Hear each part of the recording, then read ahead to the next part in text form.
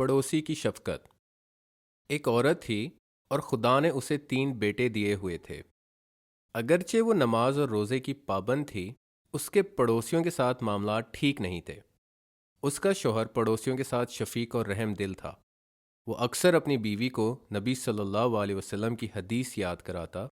جبرائیل نے پڑوسی کے حق پہ اتنا زور ڈالا کہ مجھے لگا وہ میری وراثت میں حصے دار بن جائے گا۔ غریبوں اور مفلس کی مدد سے پہلے ہمیں اپنے پڑوسیوں کا خیال رکھنا چاہیے بیگم۔ عورت کا ہمیشہ جواب ہوتا، مجھے پڑوسیوں کی کیا ضرورت، میرے تو 3 بیٹے ہیں۔ کچھ سال میں شوہر کا انتقال ہو گیا اور بیٹے شادی کر کے علیحدہ رہائش پذیر ہو گئے۔ عورت تنہا رہ گئی اور اسے پڑوسیوں کی مدد کی ضرورت تھی، مگر وہ شرمندگی کی وجہ سے کسی سے کچھ نہ کہہ پاتی۔ اسے اپنے کیے پہ دکھ ہوتا اور وہ خدا سے مغفرت مانگتی۔ سردی کی ایک بارش والی رات تھی۔ وہ کھڑکی بند کر رہی تھی کہ دیکھا باہر ایک کمزور بلی بیٹھی ہے۔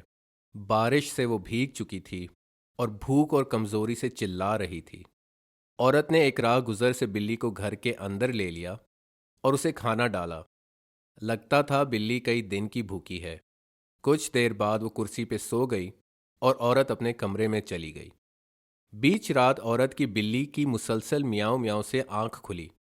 وہ آواز کا پیچھا کرتے کرتے کچن میں پہنچی تو دیکھا گیس لیک ہو رہی ہے اور کچن میں بھر چکی ہے۔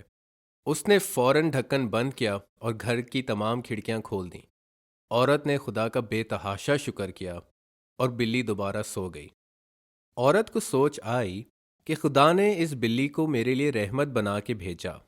ساتھ میں اسے یہ بھی خیال آیا کہ اس کے پڑوسیوں نے آج تک اس سے کبھی بھی بدسلوکی نہ کی تھی۔ چند لمحے بعد وہ اپنے قریب ترین پڑوسی کے گھر پہنچی اور اپنے پچھلے رویے کی معافی مانگی۔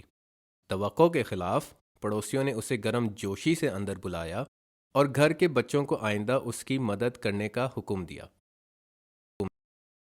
وَلَا تَشْتَرُوا بِعَهْدِ اللَّهِ ثَمَنًا قَلِيلًا إِنَّمَا عِندَ اللَّهِ هُوَ خَيْرٌ لَكُمْ إِن كُنتُمْ تَعْلَمُونَ مَا عِندَكُمْ يَنفَدُ وَمَا عِندَ اللَّهِ بَاقٍ وَلَنَجْزِيَنَّ الَّذِينَ صَبَرُوا أَجْرَهُم بِأَحْسَنِ مَا كَانُوا يَعْمَلُونَ مَنْ عَمِلَ صَالِحًا مِّن ذَكَرٍ أَوْ أُنثَىٰ وَهُوَ مُؤْمِنٌ فَلَنُحْيِيَنَّهُ حَيَاةً طَيِّبَةً وَلَنَجْزِيَنَّهُمْ أَجْرَهُم بِأَحْسَنِ مَا كَانُوا يَعْمَلُونَ